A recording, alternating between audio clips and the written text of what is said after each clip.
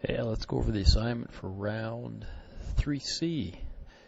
And take a look here at the first question was, suppose Andrews had wanted to reduce its equity in order to have an ROE that matched Digby's of 17.7%. It could do that by either paying a dividend or buying back stock. Both dividends and repurchase of stock comes out of retained earnings or the capital account. Okay, so the money comes out of there, and thus it directly reduces equity. So that's kind of a key. Okay, and you know, most people say, why would you want to reduce your equity? And as a banker, I always hated it when, you know, customers had low equity, for example. You always wanted them to have lots of equity. But you do it for this very reason, as especially a publicly traded company. ROE is an important thing. Okay, we want people to get a good return on their investment or return on their equity, the money that they have. And if they're not, then perhaps it's time to return some of that to them through the form of a dividend or a buyback. And so we could use either, and we would come up with you know, how much in gross dollars would Andrews have needed to spend or would be spending in this case in order to match Digby's ROE. Well, we know what Digby's ROE is. It is 17.7%. Okay, right there. And we know what our net income was because that's not going to change. So we're Andrews' net income is same as profits, 9,085,601. Okay, so my equation is just ROE equals net income divided by equity. So I plug in the numbers and I get 17.7% is equal to 9,085,601 divided by equity. And through the magic of algebra, okay, we can just simply do the math, and basically it ends up being this 9 million divided by the 17.7%. And that gives us an equity of 51,331,079. That's what it would have needed to be. Okay, and its current equity was actually 70 million, which you'd have to go down to the balance sheet. We'll get there. 70,646,000. Okay. So it's current equity minus that. So the pay down that it had to do is 19 million. I'm probably fine, you know, if you get to this number, this 51 million, but that's actually the pay down. Okay, why did Edge and Echo sell 0 units? Now I expect to get all kinds of maybe interesting answers on this particular question, but the real answer is simply their prices were out of whack. Okay, Edge would have been in the traditional segment or perhaps the low end, and ditto for Echo if you look at where they were on the perceptual map. Okay, it couldn't have sold in the performance, size, or high end category, so only in those either the traditional or the low. Well, the problem with them is their price was $34 for Edge and $39 for Echo, and that's outside the acceptable range for either segment. It's not just the range that's given, and by that let's go take a look at the customer buying criteria.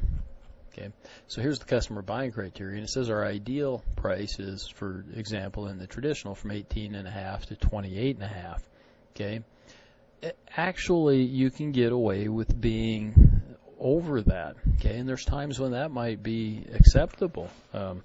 You know, let's say you got into a position where there isn't the capacity to make enough products, you know, to fulfill the demand for that particular segment. That could happen. Okay, it has in past years. Then you could charge over this high end and still sell, but there's a limit, and that limit is, if you read your guide, $5 over this max. Okay, so if you're over $5 over that, you cannot sell. It doesn't matter if nobody else was selling products in that segment, period, and you were $5 and 1 penny over, you won't sell any yourself.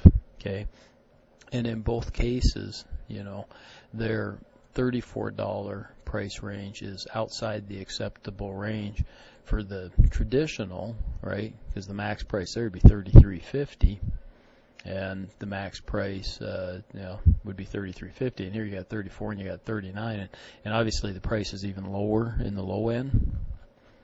Okay, so you're way outside of an acceptable price for the low end. So that's really the reason. I mean, they might have sold some products, if their price would have been in there. In other words, there may be other reasons why they didn't sell much, but the price is the reason that they didn't sell any. Okay. Number 3, since the beginning of the competitive rounds, Digby has sold nearly 400,000 shares of stock. For this round only, how did that affect EPS? In other words, what would EPS have been if Digby did not have those additional shares outstanding? So quite simply, you all started with 2 million shares, and so basically I'm just asking, right, if Digby hadn't sold any of this stock, so if they still had the 2 million shares outstanding, what would its earnings per share be? Well, it would be its net income, 8,898,000, whatever the heck it is there. Got it here, 8,987,000. Okay. And if you look up above, it gives you a more accurate figure, 8,986,709 divided by the 2 million. Okay. So their earnings per share would have been $4.49 versus $3.74. Okay. So having those shares outstanding on a per share basis, okay, reduce their earnings by, okay, what is that? 75 cents. Okay, 75 cents, which would not still have gotten them into, I got to find that earnings per share. Oops. Got to come up to the stock market. Still wouldn't, would have been really close then to Andrews. Okay, 449. So it would have gotten them very, very close to Team Andrews.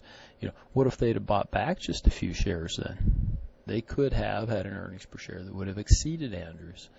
Okay, so their earnings were virtually identical. Okay, but Andrews had far fewer shares outstanding, and that's why their earnings per share were greater. So, number 4, Digby had an EBIT that was significantly higher than Andrews, yet its net income was slightly lower. Looking at the income statement, tell me why. So simple. I just wanted to get you guys used to, once again, looking at these financial statements, and in this case, the income statement. What am I picking on? Digby and Andrews. Okay. And EBIT, Digby 24 million, Andrews only 19 million roughly. Okay, so Digby had 5 million more, but they had a lot more interest expense by, a little better than 5 million, and that's why, pretty darn close. But that's why Team Andrews ended up with just slightly higher income, or slightly higher profit, I should say, than Team Digby. Okay. So I'm always preaching, though, that debt's cheaper than equity. Is that a bad thing? No, it's not necessarily a bad thing. Okay, just something that needs to be taken into account. That's a decent amount of interest expense. But look, they were able to drive a much higher earnings before interest and taxes. Okay, what happens is they pay down those loans. Their interest rate's their interest expense is going to go down. So it's not all bad at all. Okay. I think that's it for the assignment. So good luck with the next assignment.